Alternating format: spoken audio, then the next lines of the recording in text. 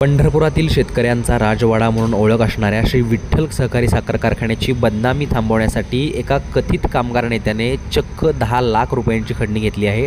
किरण घोडके असे तथाकथित कामगार नेत्याचे नाव आहे। किरण घोडके याला खंडणी घेताना पोलिसांनी ताब्यात घेतले असल्याची प्राथमिक माहिती आहे। आमदार अभिजित पाटील चेअरमन असणाऱ्या श्री विठ्ठल सहकारी साखर कारखान्याच्या कामगारांच्या लढ्यासाठी किरण घोडके गेले काही दिवस लढत होते। याच दरम्यान आपण कारखान्याची बदनामी करत नाही, त्या बदल्यात 1 कोटी रुपयांच्या खंडणीची मागणी किरण घोडके यांनी केली असल्याची माहिती पुढे आली। यानंतर किरण घोडके यास 10 लाख रुपये खंडणी घेताना पोलिसांनी ताब्यात घेतले आहे।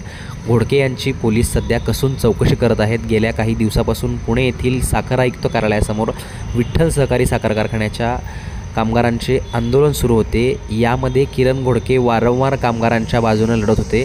अशा परिस्थितीत किरण घोडके हे कामगारांच्या अघोषित नेते ठरले आणि याच किरण घोडके याला 10 लाखांची खंडणी घेताना पोलिसांनी रंगेहात पकडले आहे।